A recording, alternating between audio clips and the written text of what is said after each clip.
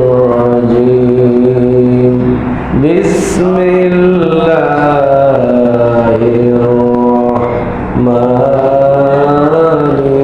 الرحيم إن الله وملائكته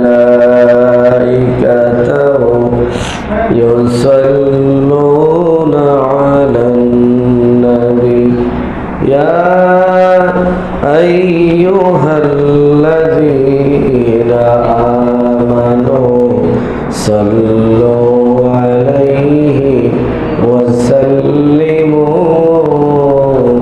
تسليما اللهم صل على سيدنا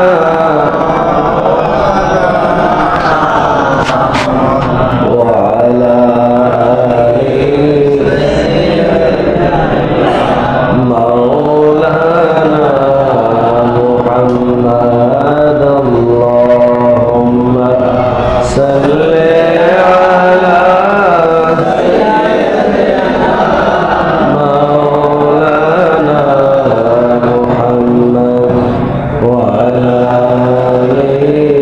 سيدنا مولانا محمد بلغ العلا بكماله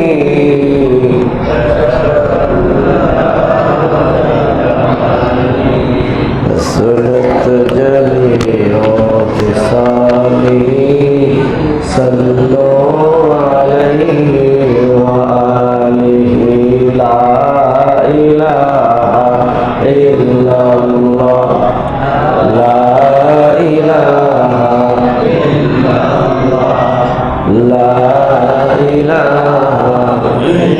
الله لا إله إلا الله محمد رسول الله صلى الله عليه وسلم الحمد لله আল্লাহ পাক রব্বুল আলামিনের দরবারে লাখো কোটি শুকরিয়া যে মহান রব্বুল আলামিন আমাদেরকে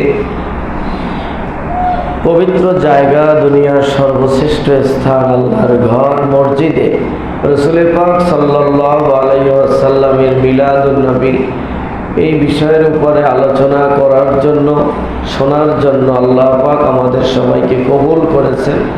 আমরা উপস্থিত হতে পেরেছি এজন্য আল্লাহ পাকের দরবারে শুকর আদায় করবেন আলহামদুলিল্লাহ।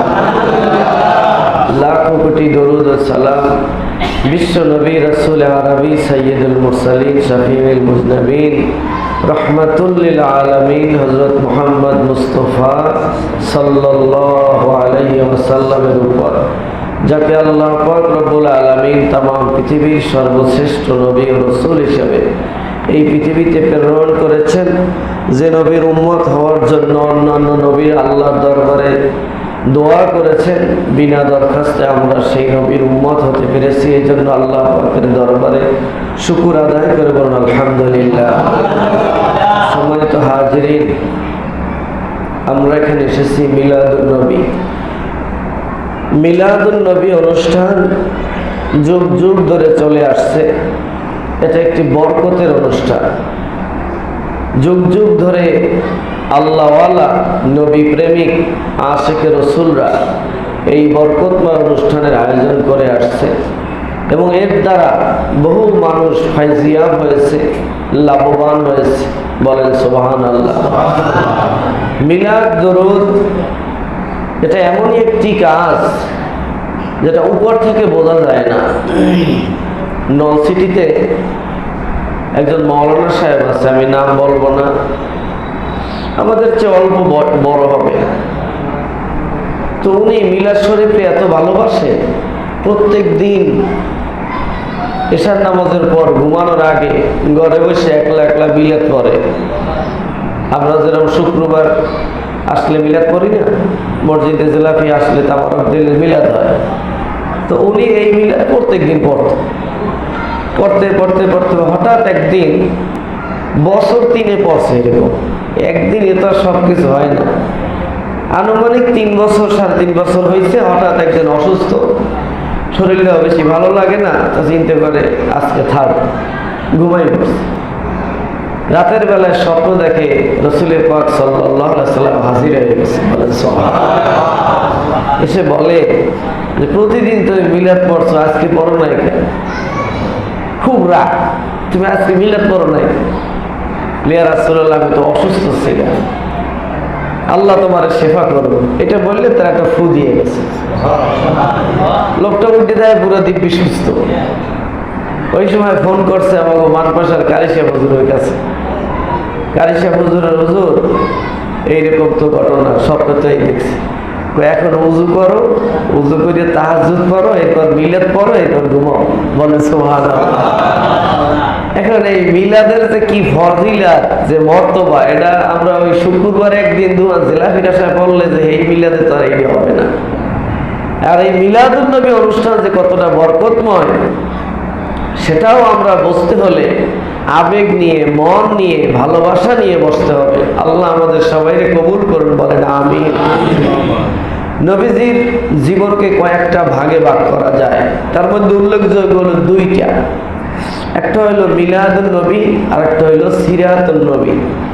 একটা হলো নবীজির আগমন, নবীজি কেন কিভাবে আসছেন, আর একটা হলো নবীজি আসলেন কেন, কি করেছেন, নবীজির কাজ কি, আগমনের উদ্দেশ্য কি। তো নবীজি যে আগমন করেছেন এই সম্বলিত যত কথা, এইগুলোর নাম হইল মিলাদুন নবী।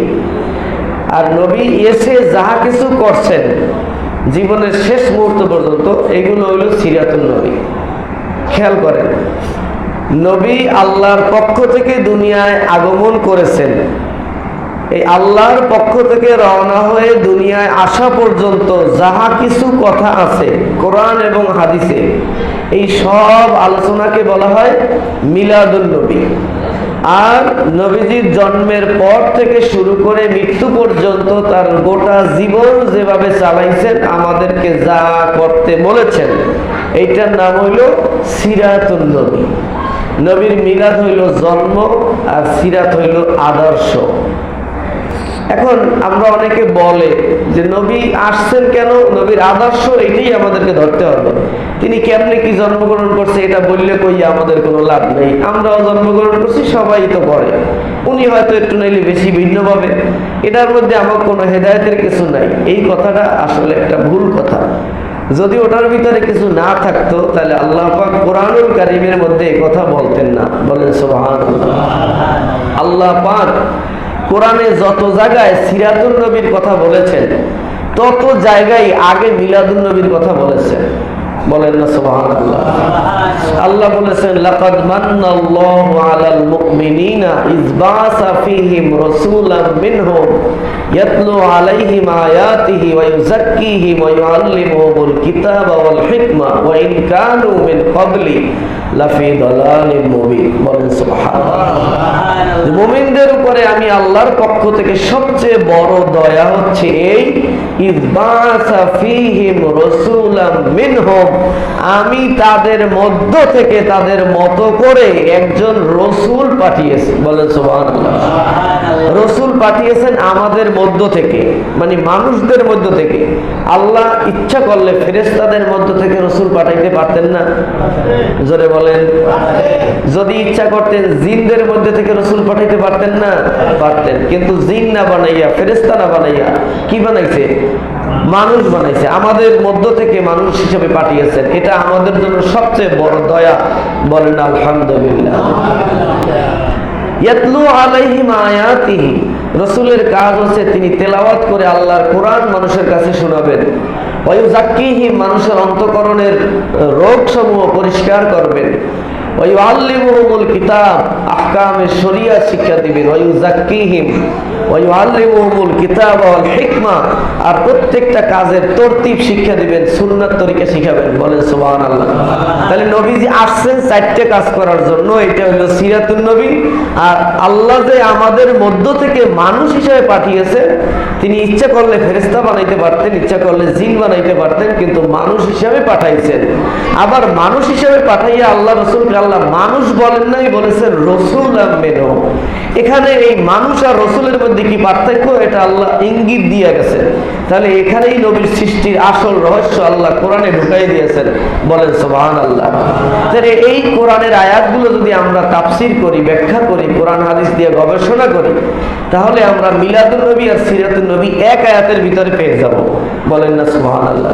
তাহলে কোরআনে মিলাদুন নবীও আছে, আর কি সিরাতুন নবীও আছে। সূরা তাওবার শেষে আল্লাহ বলেছেন, লাকাদ জাআকুম রাসূলুম মিন আনফুসিকুম, তোমাদের মধ্য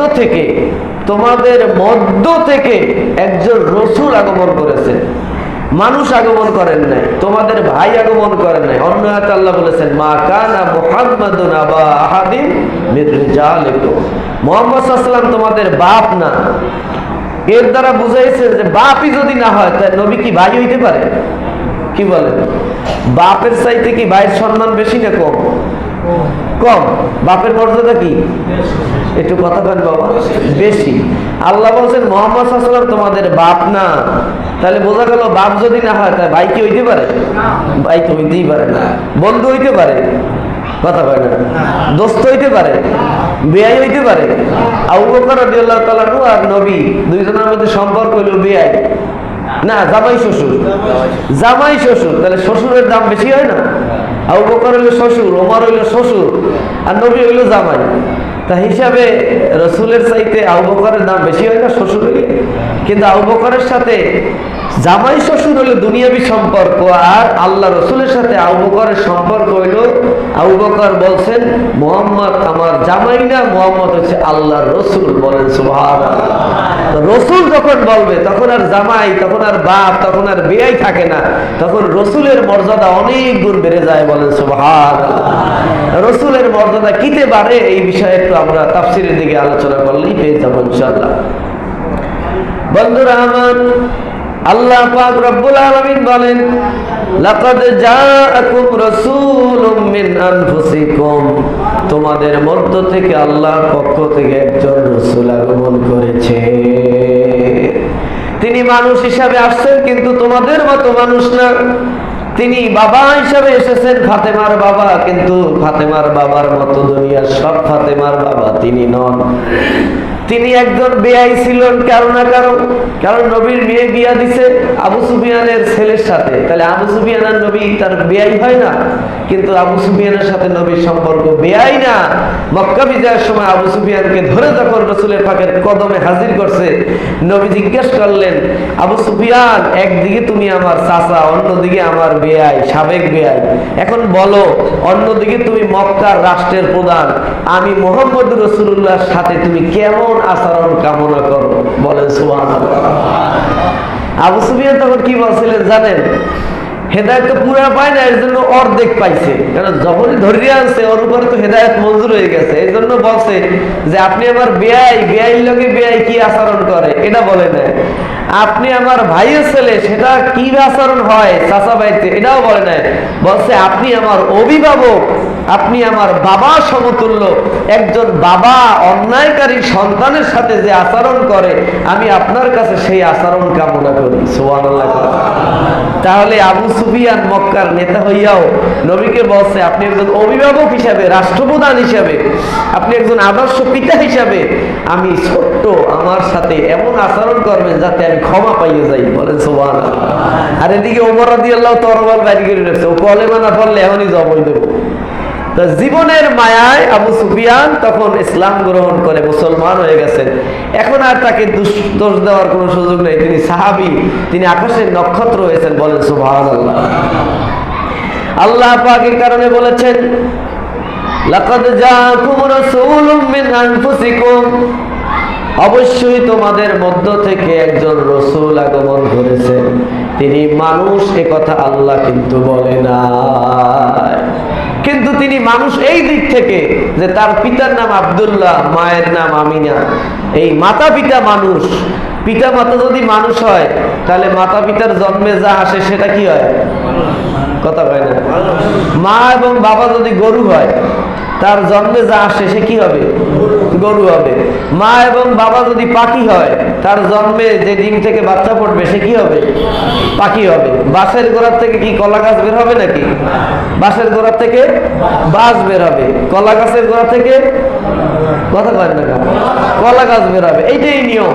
তো নবীর বাবা ছিলেন আব্দুল্লাহ, মানুষ, মা ছিলেন আমেনা, মানুষ। সে কারণে নবীও কি জোরে বলেন? কিন্তু আল্লাহ বলে না যে আমি মানুষ, বরং এক জায়গায় আল্লাহ নবীকে মানুষ বলছেন কোরআনে, সেটা হলো কাফেররা বলতো যে মুহাম্মদ সাল্লাল্লাহু আলাইহি ওয়াসাল্লাম এমন কথা বলে, এমন ভাবে চলে, সে আসলে মানুষ না, হয়তো কোনো জিন টিন হবে। এখন নবীরে যদি জিন বানায়, তাহলে আমার নবীর মর্যাদা কমে। বলেন তো, মানুষের দাম বেশি না জিনের দাম বেশি? কারণ আশরাফুল মাখলুকাত কি? মানুষ। জিন হইল সেকেন্ড ক্লাসের, মানুষ হইল ফার্স্ট ক্লাসের। এখন আমার নবীর যদি তারা জিন বানায়, তাহলে আমার নবীর মর্যাদা কমে না বাড়ে? জোরে কোন। এই কারণে আল্লাহ আয়াত নাজিল করে সাথে সাথে বলে দিচ্ছেন, কুল ইন্নামা আনা বাশারুম মিসলুকুম। নবী আপনি তাদেরকে বলেন, আমি তোমাদের মতো মানুষ, আমি জিন না। বলেন সুবহানাল্লাহ। এই আয়াত দিয়ে আমাদের দেশে কিছু আলেম ওলামা ভালো পড়াশোনা না থাকার কারণে তারা বলে নবী আমারও মতো মানুষ। আমরাও ধর্মের হাটে বাজারে যাই, তো নবী ওইরকম হাট বাজারে গেছে, আমরা বিয়ে শাদী করছি, নবীও বিয়ে শাদী করছে।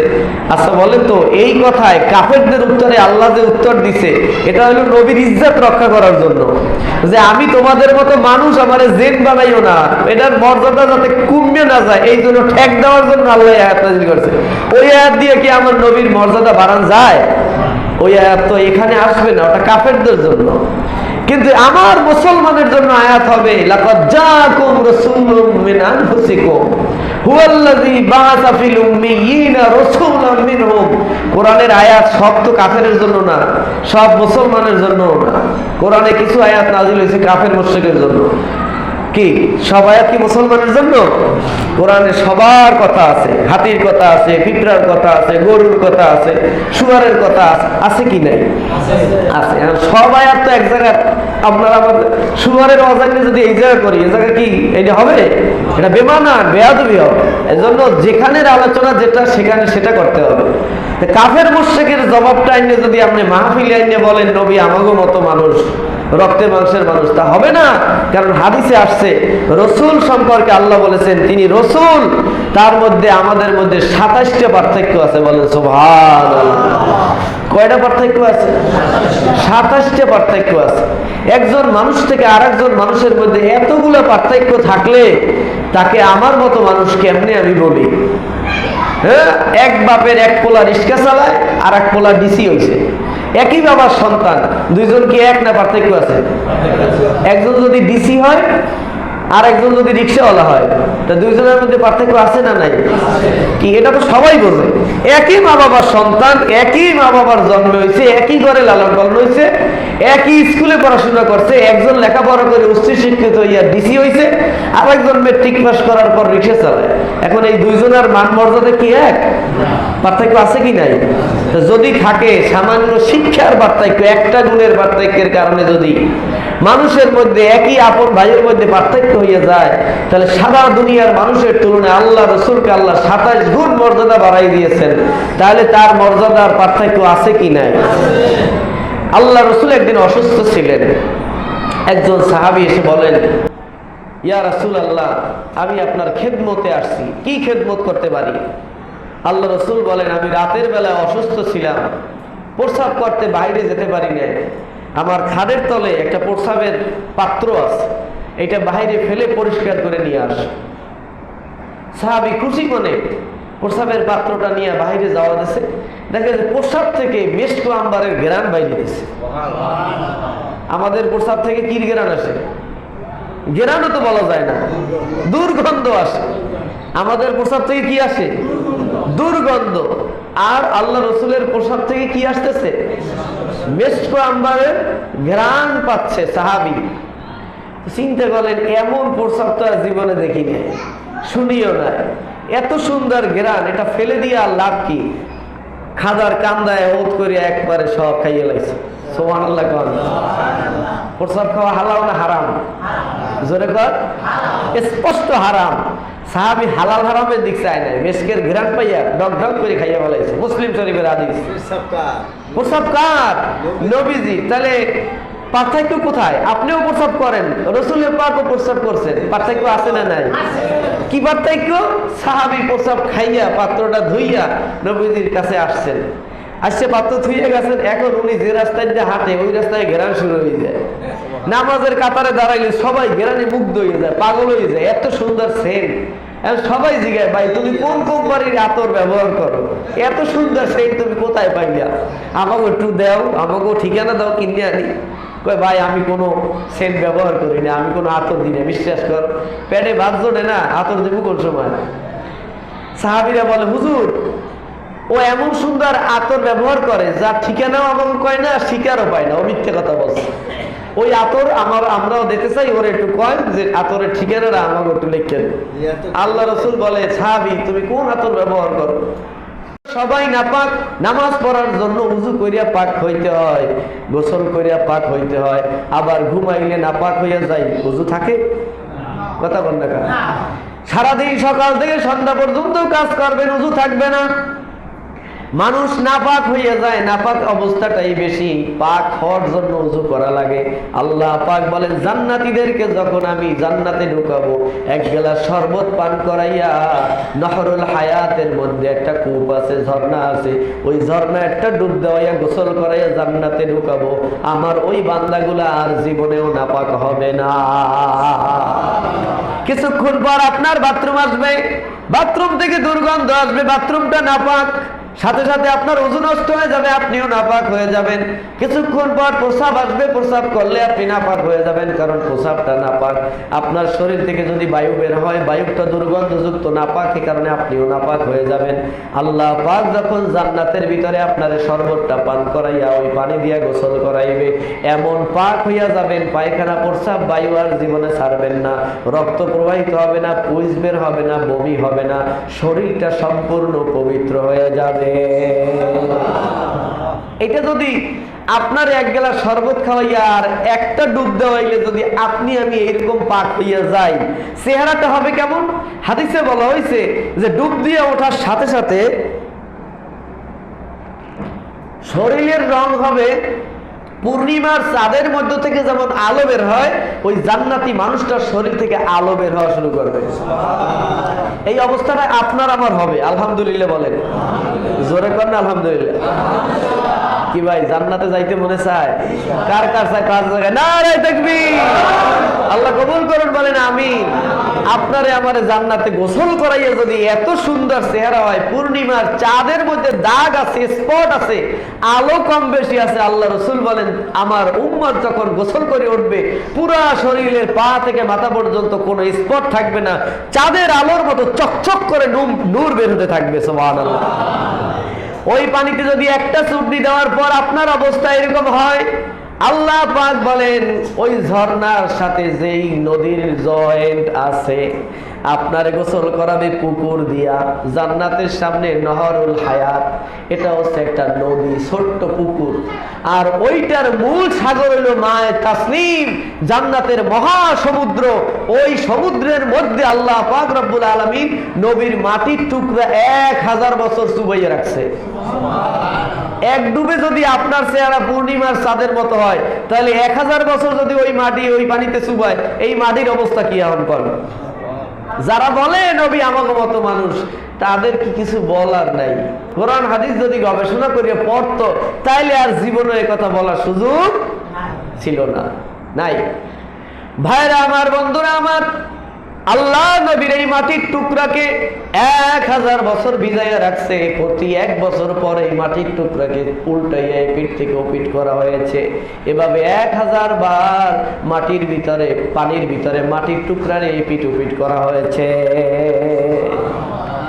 এরপরে আল্লাহ রাব্বুল আলামিন আব্দুল্লাহর সাথে মা আমিনার যখন বিবাহ হইল, স্বামী আর স্ত্রীর যখন সম্পর্ক তৈরি হয়ে গেল, ভালোবাসার মাধ্যমে আল্লাহ পাক যখন মা আমিনার গর্ভের ভিতরে আমার নবীজির নূর মোবারক ট্রান্সফার করে দিলেন, মা আমিনার পেটের ভিতরে ওই জান্নাত থেকে মাটির টুকরাকে আবার জিবরাইলকে বলেন, জিবরাইল যাও এই জান্নাতের মাটির টুকরাটা নিয়ে মা আমিনার গর্ভের ভিতরে আমার নবীর দেহ তৈরি করো।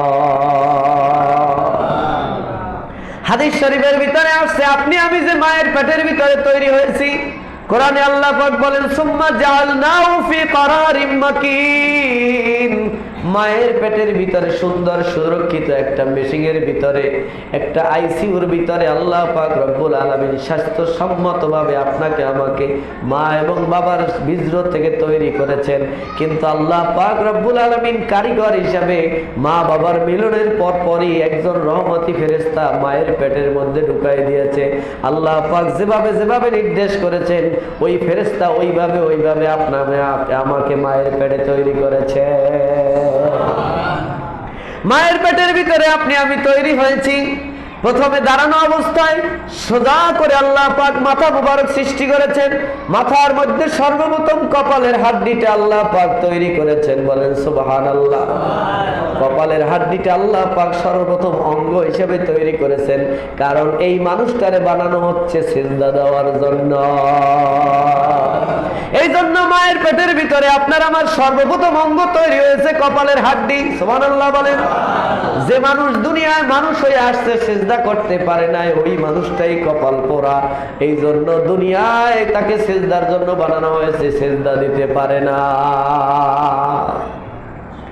এরপরে মাথা মুবারক তৈরি করা হয়েছে, এরপরে মেরুদণ্ড সিনা তৈরি করা হয়েছে, এরপর পা তৈরি করা হয়েছে, এরপর হাত তৈরি করা হয়েছে, এরপরে সতেজ অঙ্গ হিসেবে আল্লাহ পাক চোখ বানিয়ে দিয়েছেন।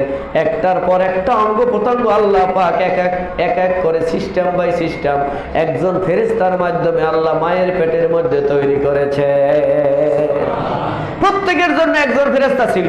সুবহানাল্লাহ বলেন। এই ফেরেশতা জন্মের সাথে সাথে মায়ের পেট থেকে আল্লাহর কাছে চলে যাবে, ডিউটি শেষ। যেদিন আপনি জন্ম হইবেন সাথে সাথে একজন ফেরেশতা আল্লাহ আবার নিযুক্ত করে দিবেন। সুবহানাল্লাহ বলেন। কিরামান কাতিবিন দুইজন ফেরেশতা আছে, হ্যাঁ, কিন্তু আলাদা। এর কাজই হইল আপনাকে হেফাজত করা, আপনাকে রক্ষা করা। যতদিন হায়াত আছে অতদিন যত বিপদ আসুক ওই বিপদ থেকে ফেরেশতা আপনাকে হেফাজত করে, বলেন সুবহানাল্লাহ। আপনার হায়াত আছে আরো 20 বছর, গোলাগুলি শুরু হয়ে গেছে আন্দোলনের মধ্যে, হঠাৎ একটা গুলি আসছে আপনার দিকে, ফেরেশতা দেখবে কাম তো সারছে, গুলি আইছে, এই গুলি যদি বুকের মধ্যে লাগে তাহলে তো এটা আর বাঁচবে না। আস্তে করে আপনারে মোচড় দিয়ে একটা ঘুরাই দেবে, পেটের মধ্যে দিয়ে ঢুকে নারী গুলির ফাইকতে ফাইকতে এই পেটে বাইরে যাবে। দৌড়ে হাসপাতাল লয়ে গেছে, নারী গুলি সেলাই দিয়ে আটকাই গেছে, মানুষটা বাঁচতে গেছে। এরকম ঘটনা শুনছেন না? কথা বলেন। গুল্লি খাওয়া মানুষ বাঁচতে আছে, শোনেন নাই? এই যে হাসেন চাচা ছিল আমাদের এই বাবুল ভাইয়ের বাপে, শামীম বাদল, এই যে আপনাকে বাড়ির লেগে হের গুলি পেটের মধ্যে বাইরে পাঁচলের মধ্যে দিয়ে বাইরে গেছে।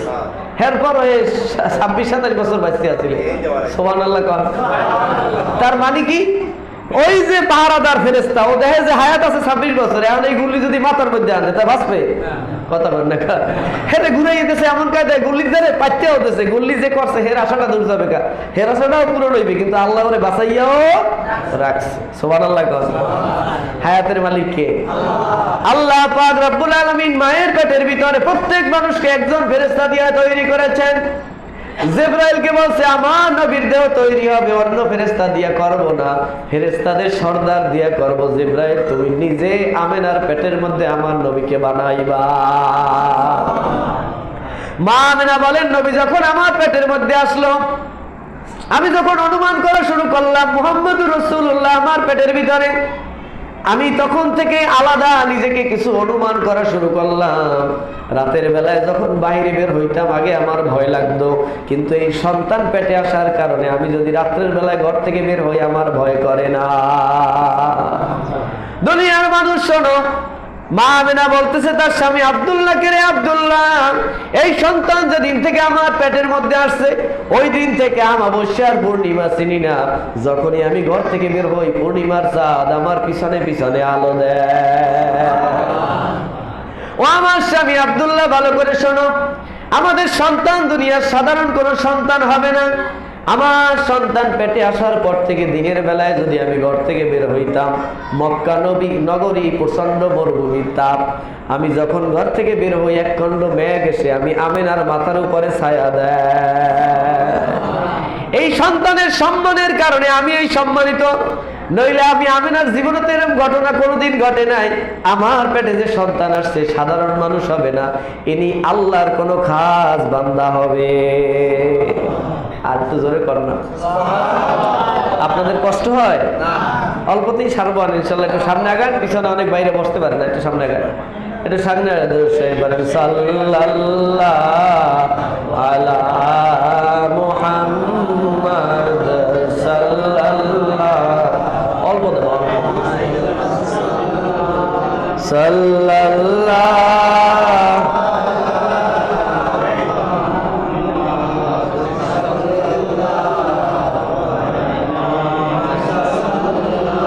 ওহে নবীর আশিকান দরুদ পড় দিয়া মন, হায়াত থাকিতে কবু বলো নাই নাম সাল্লাল্লাহু।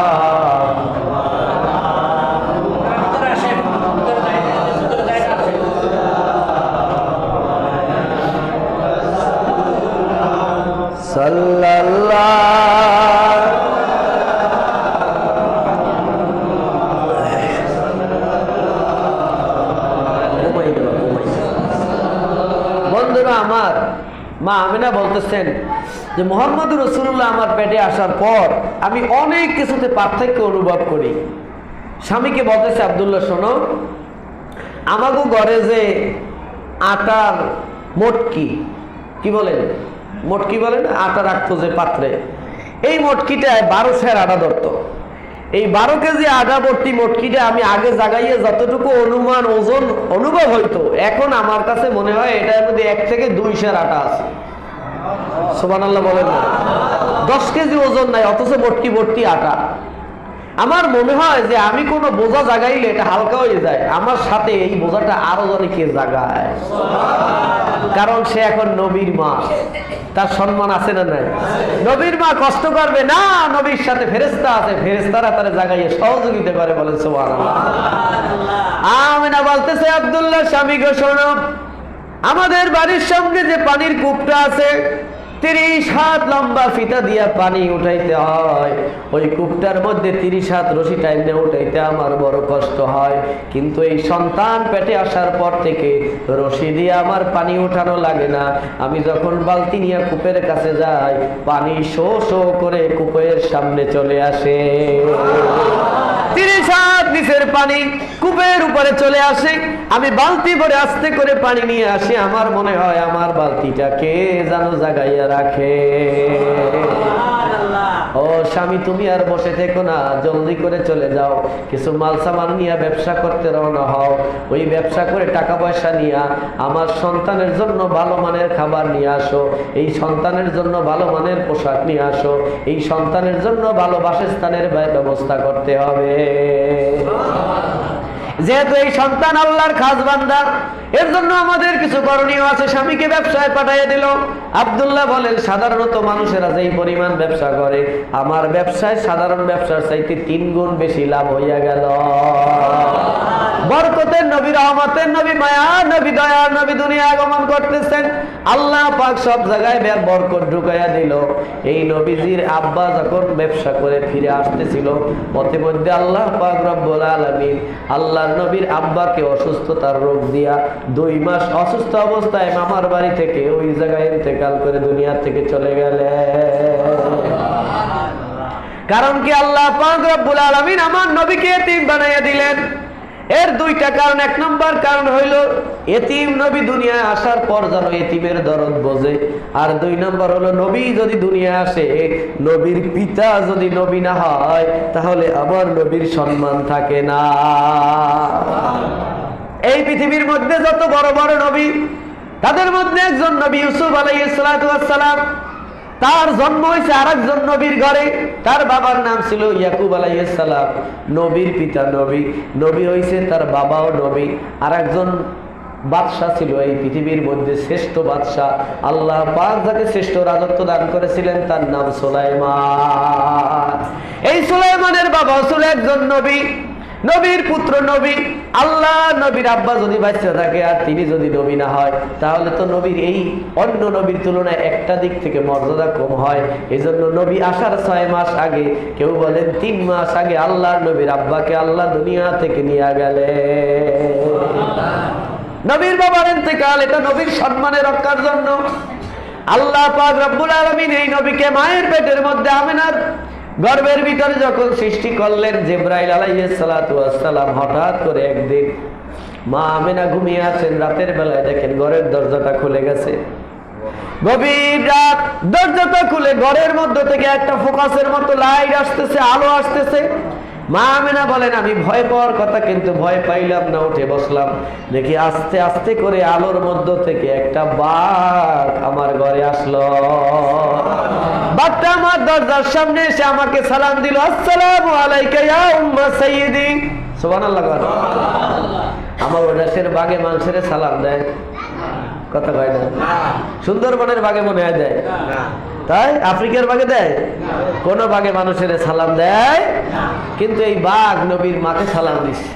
নবীর মা সালামের জবাব দিয়ে বলছে, কে তুমি, আমারে সালাম দাও?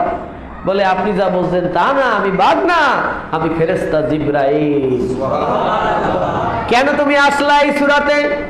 জিবরাইল বলে আমি আসছি আপনাকে একটা শুভ সংবাদ দেওয়ার জন্য। আল্লাহ পাক রব্বুল আলামিন বাঘের সূরাত ধরে আপনার সামনে আসার জন্য বলেছে, যাতে করে আপনি বুঝতে পারেন আপনার সন্তান এই পৃথিবীতে আসবে, তিনি কাউরে ভয় করবেন না, দুনিয়ার সবাই তাকে ভয় করে। বাঘ কেউরে ডরায় না। মানুষ আশরাফুল মাখলুকাত হইতে পারে, কিন্তু বাঘে মানুষের ডরায় না। এই জন্য নেতার খবর দেওয়ার জন্য নেতার সূরাত ধরে আসছে।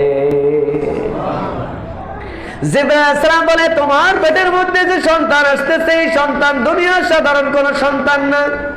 এই সন্তান হবে আখিরি জামানার নবী, তার নাম হবে মুহাম্মদ। বলেন সুবহানাল্লাহ। ও আমিনা মনে রেখো, তার নামটা হবে মুহাম্মদ। তিনি হবেন আখিরি জামানার নবী, নবীদের নবী, ফেরেশতাদের নবী, সমস্ত মানুষের নবী। তারপরে আর কোন নবী আসবে না। মা আমিনা বুঝতে পারলেন আমার পেটের সন্তান সাধারণ কোন সন্তান হবে না, নিঃসন্দেহে তিনি নবী হবেন। কারণ এই জিবরাইলের ঘোষণার সাথে আমার আলামতের মিল হয়। কারণ এই সন্তান আসার পর থেকে আমি কাজে কর্মে আরাম পাই। দিনের বেলায় রৌদ্রে বের হইলে মেঘ আমারে ছায়া দেয়, রাতের বেলায় বের হইলে পূর্ণিমার চাঁদ আমারে আলো দেয়। সুবহানাল্লাহ। মা আমিনা ডাক দিয়ে বলে, শ্বশুর আব্দুল মুত্তালিবকে, আব্দুল মুত্তালিব শ্বশুর আব্বা শোনেন, আমার পেটের ভিতরে যে সন্তান, আমার মনে হয় না এই সন্তান সাধারণ কোন সন্তান হবে, এই সন্তান অলৌকিক কোন সন্তান হবে। আপনি একটু সাবধানে থাকবেন, আমার দিক খেয়াল রাখবেন, যাতে এই সন্তানের কোনো অসুবিধা না হয়। আব্দুল মুত্তালিব বলেন, মা আমার কাছেও মনে হয় তোমার এই সন্তান সাধারণ কোন সন্তান হবে না, কারণ আব্দুল্লাহর ইন্তেকালের পর থেকে তোমার গর্ভে যে সন্তানের শুভ সংবাদ আমি পেয়েছি, ওই দিন থেকে আমার সম্মান মর্যাদা আরো বেড়ে গেছে। আব্দুল মুত্তালিব ছিল মক্কার রাজা। মা আমিনাকে বলতেছে, আব্দুল মুত্তালিব, মা আমিনা শোনো, আমার এই নাতি যে অলৌকিক নাতি হবে তা আমি প্রমাণ পেয়েছি। বলে কিভাবে প্রমাণ পাইলা? আমি যখন সংসদে মিটিং এ বসি, আব্দুল মুত্তালিব হলো প্রেসিডেন্ট, মন্ত্রী পরিষদ নিয়ে যখন সংসদে বসে, মন্ত্রীরা কথার কাটাকাটি করে। আপনাদের কষ্ট হয় না তো? তাবারক রেডি হয়ে গেছে, আলহামদুলিল্লাহ। কর তাবারক বরকত, তাবারক সুন্নাত, তাবারক নগদ মজা, আলহামদুলিল্লাহ। কর এখন আর আওয়াজ লাগবে না, মোনাজাত দিয়ে দেবো, আর একটু চলবে। তাবারক রেডি হয়েছে, এত আর কেউ নেবে না। কি নিতে পারবে কেউ? কি এটা নেবে? দেখবো না, তাবারকগুলোই বলে দিতে পারবে না ইনশাআল্লাহ। কিন্তু আমরা একটু শুনি, কি কর, নবীর কথা তো, এটা শুনলে বরকত নাজিল হইতে থাকে। সুবহানাল্লাহ বলেন। আব্দুল মুত্তালিব বলে, মা আমিনা তোমার কথা ঠিক। আমি যখন মন্ত্রী পরিষদে আগে মিটিং করতাম, আমার মজলিসের মধ্যে একটা না একটা হট্টগোল বাজতো, কিন্তু আমার নাতি মুহাম্মদ যেদিন থেকে তোমার গর্ভে আসছে, ওই দিন থেকে মজলিসের মধ্যে সবাই আমার সাথে আদব রক্ষা করে কথা বলে। ও আমিনা শোনো, কাবা ঘরের দরজার চাবি আমার কাছে। এই চাবি নিয়ে অনেক সময় কারাকারি বাজে। এই চাবি নিয়ে আমি যখন তালা খুলতে যাই, কাবা ঘরের তালা প্রতিদিন খোলে না, কিন্তু এই চাবি নিয়ে আমি যখন তালা খুলতে যাই, তোমার গর্ভে সন্তানের কারণে আমার মনে হয় তালার চাবিটা আমার মোড় দেওয়া লাগে না, চাবিটা সেট করার সঙ্গে সঙ্গে অটোমেটিক তালাটা খুলে যায়। শুধু তাই না, আব্দুল মুত্তালিব বলে, আমিনা শোনো, তালাটা খোলার পর সিটকানি খুললে ঠেলা দিয়ে দরজা খোলা লাগে। কাবা ঘরের দরজাটা একটু বড়, আপনারা ছবিতে দেখছেন না, অনেক বড় দরজা। ওটা একজন মানুষ ধাক্কা দিয়ে অনেক সময় খুলতেও পারে না, অন্য লোক লইয়ে ধাক্কা দিয়ে খোলা লাগে। কিন্তু তোমার গর্ভে সন্তান আসার পর থেকে এটা তালা খুললে সামান্য হাত টাচ দিলেই সাথে সাথে দরজাটা অটোমেটিক খুলে যায়। তাহলে আমি বুঝতে পারলাম কিছু না কিছু বরকতের কারণ। তুমি যখন বলছো তাহলে এই সন্তানের কারণেই আমার বরকত হবে, বলেন সুবহানাল্লাহ। নবীর জন্মের 41 দিন, কেউ বলে 50 দিন আগে, 50 দিন আগে আব্রাহা বাদশা একটা বিশাল হাতির বাহিনী নিয়ে কাবাঘর ধ্বংস করতে আসছে।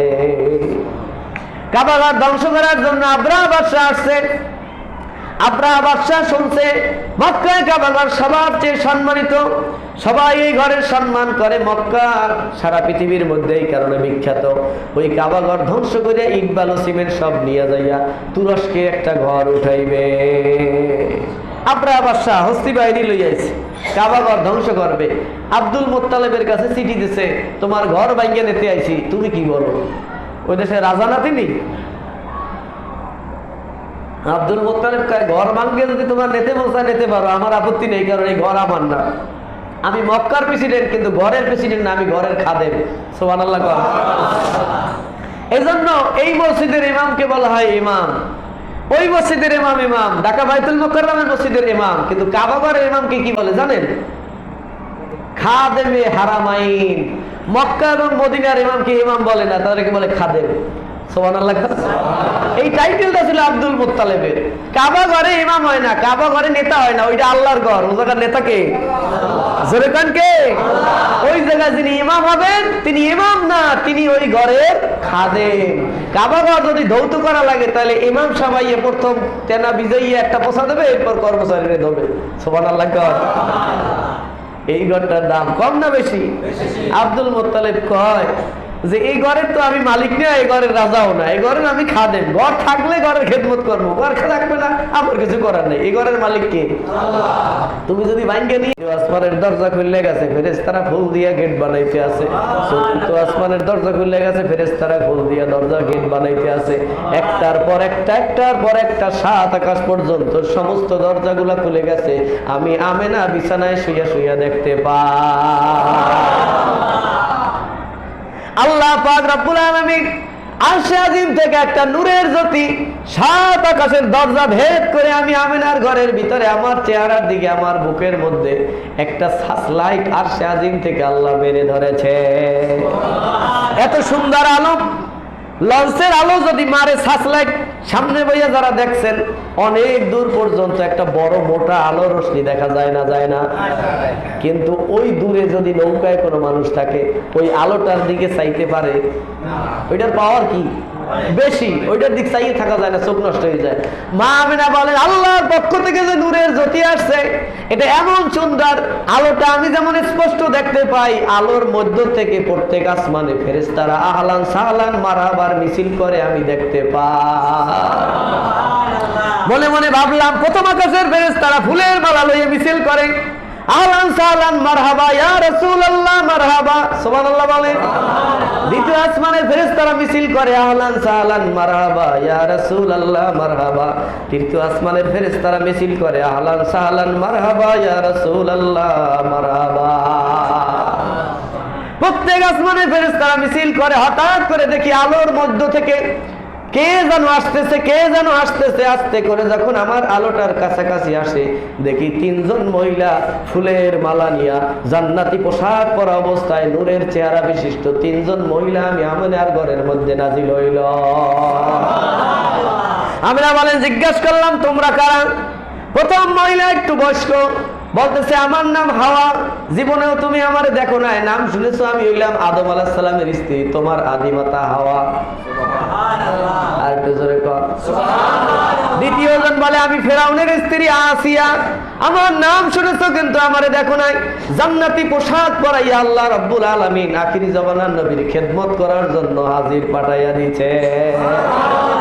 তৃতীয়জন বলে আমি ঈসা নবীর মা মরিয়ম, আল্লাহ পাক আমাকে জান্নাতের হুর দিয়া সাজাইয়া সুন্দর করে শাড়ি পরাইয়া রং বেরঙের সৌন্দর্য দিয়া আল্লাহ পাক রব্বুল আলামিন আমার মুহাম্মদ রাসূলুল্লাহর দাসী বানাইয়া খেদমতের জন্য পাঠাইছে। এরে আমিনা, এখনই তোমার গর্ভ থেকে আখির জামানার নবী মুহাম্মদ রাসূলুল্লাহ জন্মগ্রহণ করবে, দুনিয়া আসবে, তার খেদমতের জন্য আমরা হাজির। মা আমিনা বলেন তাদের সাথে কথা বলতেছি, এমন সময় হঠাৎ করে দেখি আমার গর্ভ থেকে আখিরি জামানার নবী মুহাম্মদুর রাসূলুল্লাহ দুনিয়ায় চলে আসছে। দুনিয়ার মানুষ, মা আমিনা বলেন সন্তান যখন প্রসব করে মানুষ মৃত্যুর দুয়ারে পাড়া দেয়, এত কষ্ট পায়, কিন্তু আমার নবী যখন দুনিয়া আসলো আমি টের পাইলাম না। তাদের সাথে গল্প করি, এমন সময় আমার সন্তান চলে আসছে। হঠাৎ করে দেখে আমার সন্তান আর দেখি না, ভূমিষ্ঠ হয়েছে সন্তান, দেখলাম এখন আর দেখি না, গায়েব হয়ে গেছে, নবীজিকে আর দেখা যায় না। মা আমিনা বলেন আমার ছেলে কই? হাওয়া আসিয়া মরিয়ম বলেন অস্থির হইও না, ছেলে আছে। সুবহানাল্লাহ। তোমার ছেলেরে আল্লাহ পাক রব্বুল আলামিন ফেরেশতা দিয়া দুনিয়া থেকে উঠে নিয়ে গেছে আসমানে। ওই যে দেখো প্রথম আসমানে ফেরেশতারা আহলান সাহলান বলে, দ্বিতীয় আসমানে ফেরেশতারা আহলান সাহলান বলে, তৃতীয় আসমানে ফেরেশতারা আহলান সাহলান বলে। সাত আকাশ পাড়ি দিয়ে আল্লাহ নবী জান্নাতে চলে গেছে। জান্নাতে মায়ের তাসলিমের মধ্যে 1000 বছর বইয়া যেই নদীতে পানির টুকরা নবীর মাটির টুকরা ধুইছিল, ওই নদীতে নিয়ে আল্লাহর নবীকে আল্লাহ পাক ফেরেশতা দিয়া গোসল করাবে। দুনিয়ায় সন্তান আসলে গোসল করাইতে হয়। আল্লাহর নবী এমন মানুষ, জান্নাতের পানি দিয়ে আল্লাহ 7 আকাশ উপরে জান্নাতের মধ্যে নিয়ে গোসল করাইছে। নবী মানুষ, আপনিও মানুষ, আমিও মানুষ, কিন্তু পার্থক্য কতটুকু একটু চিন্তা করেন বাবাজিরা আমার। দুনিয়ায় যদি মায়ের গর্ভ থেকে সন্তান আসে, যুদ্ধের ময়দানের মতো মা রক্তাক্ত হয়ে যায়। মা আমিনা বলেন আমার যে সন্তান ডেলিভারি হয়েছে আমার শরীর দেখে তা বোঝা যায় না, কোনো রক্ত নাই, আমার শরীরটা নাপাকও হয় নাই। বলেন সুবহানাল্লাহ। আব্দুল মুত্তালিব রাতের বেলা হঠাৎ করে ঘুম ভেঙে গেছে। পুত্র বলতো বলছিল খেয়াল রাখতে কি না কি হয়, টাস করে ঘুম ভেঙে গেছে। ঘটনা কি? আসলেই কিছু হয় কেন দেখে ঘর থেকে বের হয়ে এই সর্বপ্রথম দেখে কাবা ঘরের দরজাটা খোলা। ঘটনা কি? দরজা আটকাই ঠিক গেছি না, দরজাটা খুললে কেটা? চাবি আমার কাছে, আমি কাবা ঘরের খাদেম, চাবি আমার কাছে, দরজাটা খুললে কেটা? দৌড় দিয়ে গেছে।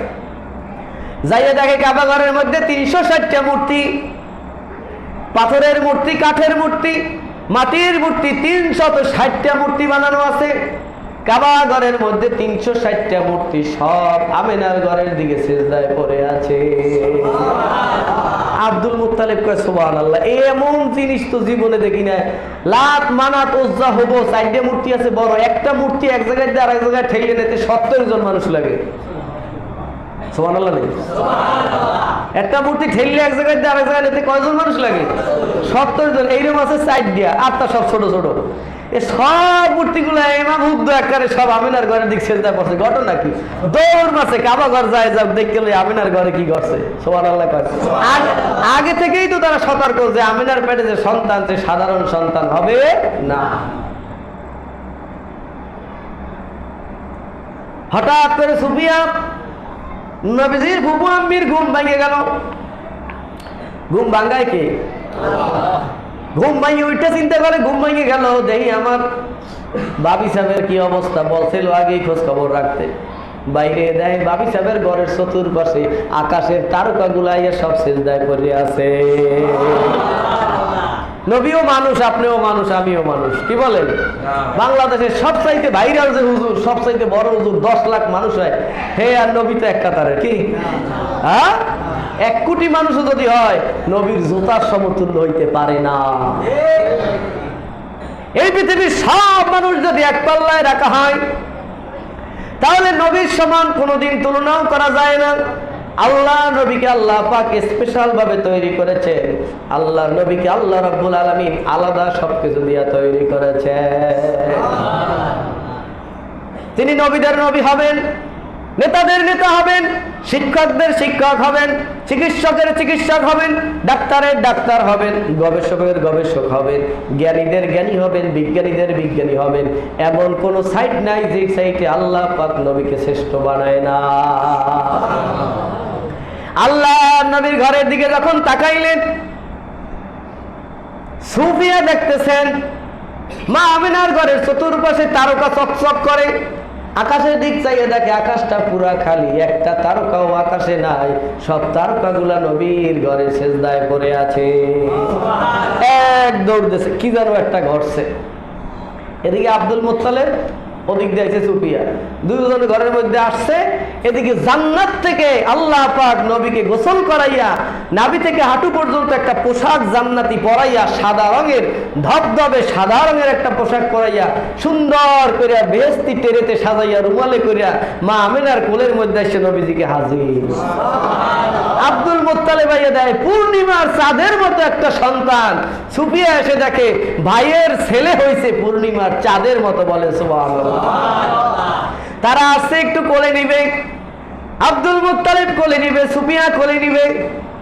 কিন্তু দেখে তাদের সামনে কোলে নেওয়ার আগে ওই চাদর থেকে ছোট্ট সন্তান উঠা জমিনের মধ্যে সেজদায় পড়িয়া ডাক দিছি, ইয়া রব্বি হাবলি উম্মতি। উম্মত কারা? জোরে কর, উম্মত কারা? আমাদের কথা বলছে আসছেই। সুবহানাল্লাহ কর। আল্লাহ নবী দুনিয়া আসছেই বলছে, ইয়া রব্বি হাবলি উম্মতি, হে আমার রব আমার উম্মত বাঁচাও, আমার উম্মত বাঁচাও। আল্লাহ পাক বলেন, লাকাদ জাআকুম রাসূলুম মিন আনফুসিকুম, তোমাদের মধ্য হতে আসছে, মানুষ হয়ে আসছে, কিন্তু তোমাদের মতো না, তিনি একজন রাসূল। তোমরা দুনিয়া আসছেই নিজের ক্ষুধার জন্য কাঁদো, আমার নবী দুনিয়া আসছে উম্মতের জন্য কাঁদে। এজন্য আমার নবী তোমরা এক না। তোমরা দুনিয়া আসছে নিজের কষ্টের জন্য কাঁদো, আমার নবী নিজের কষ্টের জন্য কাঁদে না, আমার নবী উম্মতের জন্য কাঁদে। আল্লাহ পাক রব্বুল আলামিন এমন একজন রাসূল পাঠাইছেন, আজিজুন আলাইহি মা আনিতুম হারিস। উম্মতের জন্য কেমন কান্না কাঁদে। উম্মত যদি বিপদে পড়ে তিনি ব্যথিত হইয়া উম্মতকে বিপদ থেকে উদ্ধার করে। আজিজুন অর্থ হইল ব্যথিত হওয়া, আবার আজিজুন শব্দের অর্থ হইল পরাক্রমশালী, ক্ষমতাবান হওয়া। আল্লাহ নবীর কোন উম্মত যদি বিপদে পড়ে, আল্লাহ রাসূল সাল্লাল্লাহু আলাইহি ওয়াসাল্লাম ওই উম্মতকে বিপদ থেকে উদ্ধার করতে পারে। এখনো যদি আপনি বিপদে পড়েন, নবীর যদি সেই ধরনের উম্মত হন, তাহলে বিপদ থেকে উদ্ধার করতে পারেন কি পারে না? পারে কি পারে না? আল্লাহ রাসূলের রওজা শরীফের সামনে একজন সাহাবী সকাল থেকে সন্ধ্যা পর্যন্ত ভিক্ষা করছে, কোথাও কাজ পায় না, খাওয়ান পায় নাই। দ্বিতীয় দিন ভিক্ষা করছে, কাজ পায় না, খাওয়ান পায় নাই। 3 নাম্বার দিন ভিক্ষা করছে, খাওয়ান পায় না, কাজ পায় না। 1, 2, 3 দিনের না খাওয়া ওই সাহাবী আল্লাহ রাসূলের কদমের কাছে বলে, ইয়া রাসূলুল্লাহ আমার ক্ষুধা লাগছে, এই মদিনায় সারাদিন ঘুরলাম, আমি কোনো কাজ পাই নাই, খাওয়ান পাই নাই। এবার আপনি আপনার কাছে আসছি, দয়া করে আমার একটু খাওয়ান দেন, আর মক্কা শরীফ যাওয়ার একটা বাহন দেন। পেটে নাই ভাত, কয়দিনের না খাওয়া? নবীজির রওজার পাশে আসছে, কবরের পাশে আসছে। হ্যাঁ, নবীজি কবরে আছে না নাই? রওজা শরীফে আছে না নাই? জেতা না মরা? জিন্দা না মুর্দা? সাহাবী নবীজির কাছে এসে বলছে, হুজুর খাওয়ান দেন। খাওয়ান দেবেন দেবেন, এর লাগে আবার একটা ঘোড়াও দেবেন, যাতে আমি মক্কা শরীফ দেখতে পাই। আর একটু জোরে কর। আল্লাহ রসুল কানতে কানতে ঘুমেই পড়ছে। ঘুমের ঘরে রসুল পাক সাল্লাল্লাহু আলাইহি ওয়াসাল্লাম একটা রুটি এনে দিয়েছে, এভাবে ডেরা ধরে উড়েছে। ওঠ, এই রুটিটা খাইতে খাইতে মক্কা যা, ঘোরা লাগবে না। আসতে কইলেন কা? আবার কই গেছে, মোনাজাত দেব কইছে, দিয়ে দেব। আচ্ছা চলবে, আচ্ছা চলুন। কারা কারা নারে তাকবীর। এই কোলার কাম হয়ে গেছে, হয়েছে তো? আনালে আবার কাল কাম করতে কষ্ট হইবে না? আমি তো একবার পুরোই অসুস্থ হলাম, আল্লাহ সুস্থ করে দিয়েছে। কতক্ষণ রাখে আল্লাহই ভালো জানে, যতক্ষণ পারি একটু কই। হ্যাঁ ভাইরা আমার, বন্ধুরা আমার, আল্লাহ নবী উম্মতের বিপদের কান্ডারি, বিপদ থেকে উদ্ধার করতে পারে। আল্লাহ নবী উম্মতের বিপদ হইলে ব্যথা পায়, শুধু ব্যথা পায় না, বিপদ থেকে উদ্ধার করার মতো ক্ষমতা আল্লাহ তারে দিয়েছে। আজিজুন আলাইহি মা আনিতুম হারিস। আল্লাহ নবী এমন বন্ধু, বিপদ থেকে উম্মতকে উদ্ধার করতে পারে। আল্লাহ নবীর রওজার পাশে যাইয়া খাওয়ান চাইছে। বলেন তো, মরা মানুষের যদি কবরে যাইয়া খাওয়ান চায়, কোনোদিন খাওয়ান পাবেন? কথা কন না। কিন্তু ওই লোকটা যাইয়া বলে, রাসূলুল্লাহ খাওয়ান তো দেবেন, এরপর একটা ঘোড়াও দেবেন যেন মক্কা শরীফ যাইতে পারি। মক্কা শরীফ যাবে কে? হজ করবে, আর এদিকে পেটে খাওয়ান না, এর জন্য নবীর কাছে খাওয়ান চাইছে। আল্লাহ রাসূল স্বপ্নের মাধ্যমে ডানা ধরে উড়ে ওঠ, এই রুটি খাইতে খাইতে মক্কা যা, তোর ঘোড়া লাগবে না। রুটি খাইতে খাইতে আটাতেছে, আটতে আটতে জায়গায় যে মক্কা শরীফে কাবা ঘরের সামনে, আর রুটি অর্ধেক খাওয়া হয়েছে। গল্প মনে হয় নাকি? হাদিস, ডাইরেক্ট হাদিস। আল্লাহ রসুলের দেওয়া রুটি মুবারক অর্ধেক খাইয়ে মক্কা গেছে। অর্ধেক শেষ হইলে, আর মক্কা গেলে হইবে, হজ করে আবার বাড়ি হওয়া লাগবে না? চালাক লোক তো বুঝিয়ে লাইছে যে অর্ধেক খাইয়ে যখন আইছি, তাহলে আর অর্ধেক যাওয়ার সময় লাগবে। পোটলা মাইন গাছে ধুয়ে দিয়েছে, হজ টস করে টপ টপ করে যা দেয় আর দেখে দেখিয়া আবার আর অর্ধেক রাত্রিরে খাইতে খাইতে আটা দিয়েছে। হজের সময় বাড়ি, রুটি শেষ। আর তো জোরে কর।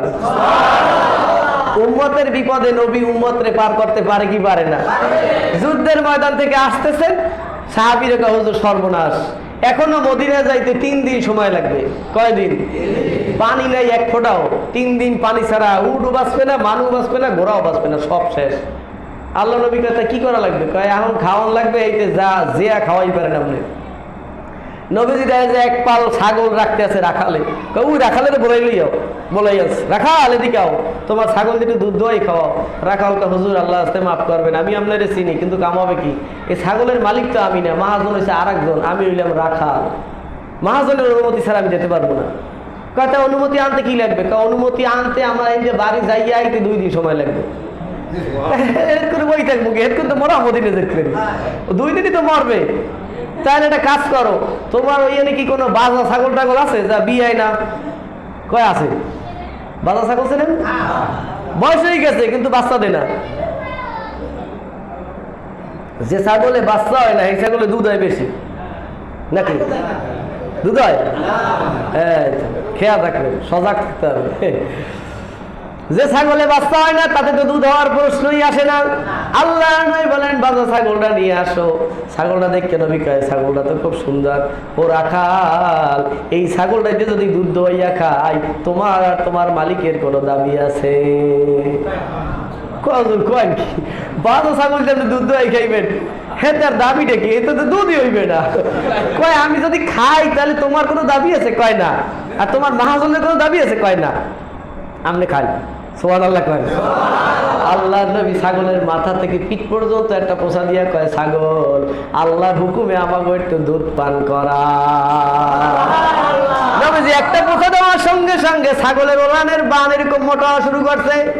সাহাবীর কয়, হুজুর ঘটনা কি? দিয়ে এটি ফলতেই আছে। কয় তাড়াতাড়ি ভান্ডা পাতো, দুধ পড়া শুরু হয়ে গেছে 2 কুল দিয়া।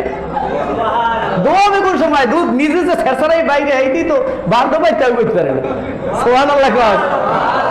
2 কুল দিয়ে একেবারে জাহাজ দা ডেরাম ডোরাম আসলে সব ভরিয়ে লইছে। কয় আমি খাও, খাইয়ে লই রাখালে কয় তুমিও খাও। সুবহানাল্লাহ কয়। তোমার ছাগল দিয়ে খাইলাম, তুমি এবার ভাত থাকবা, খাও। খাওয়ার পর এখন ছাগলের বান তৈরি মোড় হয়ে গেছে। হ্যাঁ, আল্লাহ নবী কয়, ছাগল পিছন থেকে হাত ঠেলা দিয়ে সামনের দিক নিয়ে কয়, থামো, আর দুধ দিও না। সুবহানাল্লাহ কয়। সাথে সাথে দুধ পড়া বন্ধ হয়ে গেছে। রাখাল চাই দেয়, ওলাম যেরকম মোটা ওইরকম মোটাই আছে, আর ছাগলের পেটটা ফুললে এত রয়েছে। নবী কয়, আমরা 3 দিন যাইতে মদিনে লাগবে, আমি যে সময় মদিনে যাই পুষবো, এই সময় ছাগলটা বিয়েইবে। আর একটু জোরে কর না।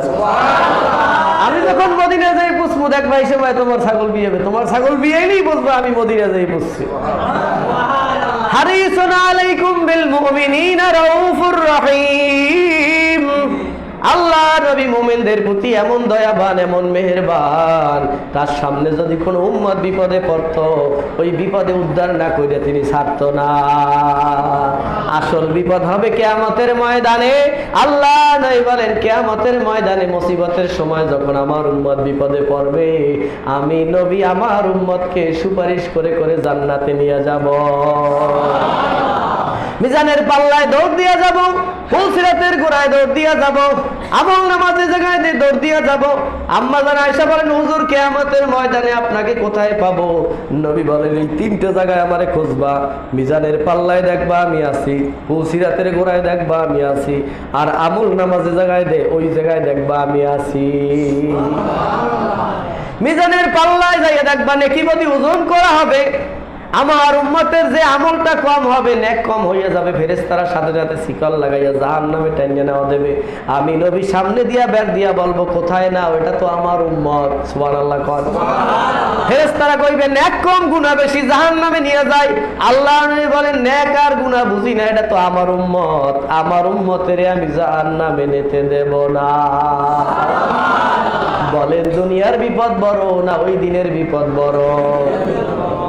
আল্লাহ নবী বলেন, তাড়াতাড়ি ছাড়ো, আবার মাপো, আবার নেকি বদি ওজন দেওয়া হবে। দেখবেন নেক কম, নবীজি পকেট থেকে সাদা একটা রুমাল বের করে নেকের পাল্লায় দিবে, সঙ্গে সঙ্গে নেকের পাল্লাটা ভারী হয়ে যাবে। আল্লাহ নবী বলবে, দেখো আমার উম্মতের নেক বেশি, জান্নাতের ফেরেশতাদেরকে ডাকো, ফুলের মালা নিয়ে আসুক, আহলান সাহলান মারহাবা দিয়ে ইস্তেকবাল দিয়ে আমার উম্মতকে জান্নাতে পৌঁছাইয়া দাও। আবার দৌড় মেরে যাবে ফুলসিরাতের গোড়ায়, ফুলসিরাতের পোলের গোড়ায় যাইয়া তাকাইয়া থাকবে। যখন উম্মত পার হইয়া যাবে, নবীজি দেখবে যে উম্মতটা গুনার কারণে ফুলসিরাত ভাঙ্গিয়া পড়িয়া যাবে, সাথে সাথে আল্লাহর কাছে দোয়া করবে, আল্লাহ আমার উম্মত জাহান্নামে পড়ে, আমার উম্মত রে বাঁচাও। একটা চিৎকার দিবে, আল্লাহ রাসূলের চিৎকারের সাথে আল্লাহ রব্বুল আলামিন কুদরতি একটা হাওয়া পাঠাইয়া দেবে, কুদরতি একটা বাতাস পাঠাইয়া দেবে। বাতাসের ধাক্কায় আল্লাহর বান্দা জান্নাতের দরজায় চলে যাবে। আমল নামাজের জায়গায় দেওয়া হবে, আল্লাহ নবী সে জায়গায় যাই এতিমের মতো দাঁড়াই থাকবে রব্বুল আলামিন। আমল নামাটা আমার উম্মতের হাতে দেবেন না, কারণ আমল নামায় যদি গুনাহ থাকে, ফেরেশতারা হাত ভাঙ্গিয়া পিঠের মধ্যে ঢুকাইয়া বাম হাতে আমল নামা দেবে, ওইটা দেওয়া যাবে না। আমার উম্মতের আমল নামা আমার হাতে দেন। সুবহানাল্লাহ কর। আল্লাহ রাব্বুল আলামিন বাচ্চা বাচ্চা ভালো ভালো উম্মতের আমল নামা নবীর হাতে দিয়া দিবেন। আলেমের আমল নামা দিবে, নেককারের আমল নামা দিবে, তাহাজ্জুদওয়ালার আমল নামা দিবে, ভালো মানুষের আমল নামাগুলো আল্লাহর নবীর হাতে দিয়া দিবেন। আল্লাহ নবী বলবেন, আল্লাহ এরা তো ভালো মানুষের আমল নামা, এরা তো এমনি বেহেশতে যাবে, তো নেক বেশি, তাহাজ্জুদ আছে, জিকির আছে, তাসবিহ আছে, দান আছে, সদকা আছে, হজ আছে, যাকাত আছে, কিন্তু আমার গুনাহগার উম্মতের আমল নামা তো দেন নাই। সুবহানাল্লাহ কোন। আল্লাহ পাক বলবেন, হাবিব 5 মিনিট কষ্ট হয় নাকি?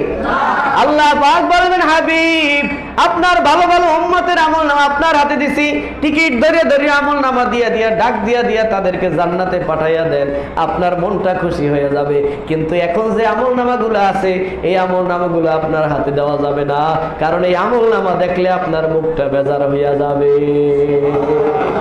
আমি আল্লাহ কিয়ামতের ময়দানে আপনার মুখ বেজার দেখতে পারবো না। আপনার উম্মতের এই আমল নামার গুলার মধ্যে ইবাদত কম, জিকির কম, দুরূদ কম, আমল কম, গুনাহ বেশি। এই আমল যদি দেখেন তাহলে আপনি কষ্ট পাবেন, আপনি লজ্জা পাবেন। নবীর সামনে যদি আমাদের আমল নামা কম হয়, তাহলে নবী শরম পায় না? পায় না? আল্লাহ বলেন আপনি শরম পাবেন, নবী বলেন তারপরে আমার হাতে দেন, না আপনি শরম পাবেন। আল্লাহ পাক রব্বুল আলামিন বলবেন, হাবিব তাহলে আপনার হাতে দেওয়ার দরকার নাই, এই আমল নামাগুলো আমার হাতে থাকুক, আপনার উম্মত গুলা নাম ধরে ধরে আপনি জান্নাতে নিয়ে যান। এই সুযোগগুলা কার কারণে পাইবেন? জোরে বলেন, কার কারণে? নবীর কারণে। ওই নবীর উম্মত যদি আপনি না হইতেন, তাহলে কি আপনি এই সুযোগ পাইতেন? ওই নবীর উম্মত হওয়ার কারণে এই সুযোগ পাইছি, বলেন আলহামদুলিল্লাহ। নারে তাকবীর। আল্লাহ আমাদের সবাইকে কবুল করেন, বলেন আমিন। এই নবীর উম্মত হইয়া খুশি না বেজার? আর বলেন খুশি না বেজার? কিয়ামতের ময়দানে এই নবীর পরিচয় নিয়ে যদি উঠতে পারেন, নবীর উম্মত বইলে যদি উঠতে পারেন, তাহলে আপনার জন্য সুযোগ আছে। আর যদি আপনার শরীরে গায়ে লেখা না থাকে যে এইটা নবীর উম্মত, কারণ ওই জায়গায় আদম নবীর উম্মত থাকবে, ঈসা নবীর উম্মত থাকবে, মুসা নবীর উম্মত থাকবে, মুহাম্মদ রাসূলুল্লাহর উম্মত থাকবে, আপনি কার উম্মত এইটা গায়ে লেখা থাকবে? কবরে যখন আপনারা দেশে হিসাবে কি লিখতে দিচ্ছে না এই যে এইটা মোহাম্মদ রাসূলুল্লাহর উম্মত, কিন্তু কিয়ামতের ময়দানে একটা সিনা থাকবে, ওই সিনা আলারা নবীর উম্মত, যার সিনা নাই তা সে নবীর উম্মত হবে না। সিনাটা কি বলতো? গুররাম মুহাজ্জালিন। নবীজি বলেন আমার উম্মতের সিনা হবে দুই হাতের কলু, পায়ের টাকনু, মাথার এবং চেহারায় নূর চমকাইতে থাকবে। অজুতে কয় ফরজ বলেন? কয় ফরজ? সমস্ত মুখমণ্ডল দোয়া নূর বের হইতে থাকবে। দুই হাতের কেনু সহ দোয়া, কেনু পর্যন্ত হাত দুইটা সাদা নূরে ধপধপ করে থাকবে। দুই পায়ের টাকনু সহ দোয়া, পায়ের টাকনু পর্যন্ত নূরে চকচক করে থাকবে। মাথার চারিভাগের এক ভাগ মাসে করা, মাথার সামনে দিয়া নূর চকচক করতে থাকবে। সুবহানাল্লাহ। এইটা দেখে নবী চিন্তা নেবে এইটা আমার উম্মত, এইটার আমল কম থাক আর বেশি থাক, ওরে যদি সিয়াল লাগাইয়া জাহান্নামেও নেই, নবী বের দিয়ে ওইটারে আল্লাহর দাঁড়িয়ে জান্নাতে লইয়া যাবে। কিন্তু যে উম্মতটার কপালে চিনা নাই, হাতের মধ্যে চিনা নাই, টাকনু গিরায় চিনা নাই, উনি যদি হাজী সাহেব, পীর সাহেব, মাওলানা সাহেব, মুফতি সাহেব হয়, কাজ হবে? কি বলেন? হবে? কপালে চিনা নাই, হাতে চিনা নাই, পায়ে চিনা নাই, কিয়ামতের ময়দানে নবীকে এইটা দেখে উম্মত বলে চেনবে? চেনবে। যদি নাই চেনে, উনি যদি হাজী সাহেব হয়, ওনার জান্নাত হবে? হবে না। তাহলে বোঝা গেল আগে উম্মত হওয়ার পরিচয়টা বহন করতে হবে, নূর লাগবে। বলেন সুবহানাল্লাহ। এখন এই নূর আসবে কিতে? 5 ওয়াক্ত নামাজ পড়ার জন্য যারা 5 বার উযু করবে, আল্লাহ পাক তাদের এই চেহারাগুলা নূরানি করে দিবে। তাহলে বোঝা গেল নবীর উম্মত হইতে হইলে অন্তত পক্ষে একটা কাম করাই লাগবে। তার নাম কি? তার নাম কি? আজ জায়গায় বলেন তার নাম কি? কয় ওয়াক্ত নামাজ? আমাদের কাছে এক পদের নামাজি আছে, এরা হইল জানাজা নামাজের মুসল্লি। খালি জানাজার নামাজ পড়ে, আর কোন নামাজ পড়ে না। এরাও নামাজি। কে নামাজ? তো জানাজার নামাজ নামাজ না। এরা এক পদের মুসল্লি। জানাজার নামাজ পড়লেন হারা বছর পর, নূর একদিন লাগাইছেন, আর জীবনে খবর নাই। মা বোন কোথায় জিগাবেন? বেন্নিয়ালে মেকআপ করে যারা বাইরে হারা জালাবাড়ি টক্কর টক্কর হতে হতে সন্ধ্যার সময় যাওয়া নাই, বেন্নিয়ালে বাইরে ফুল পরি, ঘরে যাওয়ান তো হয়েছে পেতনি। কথা ভাই না, রাগ হইেন না আবার। বেন্নি এলাকার হাজতে গুজতে বাইরে একেবারে বিশ্ব সুন্দরী, সন্ধ্যার সময় যাও না, হারা রাস্তার দুল, হ্যাঁ একের পেট নিন্দা নাই ঘরে ঢোকে। এই জানাজার মুসল্লির অবস্থা ইয়ে হবে। দুর্নীতি বই এখন তো নামাজ পড়ছো, যে নূর যাবে এত কবর তামাইতি শেষ, কবরের মাটিতে ধুইয়ে মুছে শেষ, হাসরের ময়দানে উঠবা পেতনি হইয়া, তুমি নবীর পরিচয় দিতে পারবা? এই জন্য নামাজ পড়তে হবে। কয়েক তো ধরে বলেন, কয়েক তো কারা কারা 5 ওয়াক্ত নামাজ পড়বো? হাত জায়গায় না তাকবীর। আল্লাহ আমাদের সবাইকে নামাজ হিসেবে কবুল করুন, বলেন আমিন। 5 ওয়াক্ত নামাজ পড়লে উম্মত হিসেবে পরিচয় দিতে পারবো। আল্লাহ আমাদেরকে নামাজ হিসেবে, নবীর উম্মত হিসেবে কিয়ামতের ময়দানে উঠে নবীর সুপারিশ পেয়ে জান্নাতের মেহমান হিসেবে কবুল করুন, বলেন আমিন। আর জোরে বলেন আমিন। আসলে একটু সেই নবীকে দাঁড়াইয়া সালাম জানাইয়া, নবী সালাম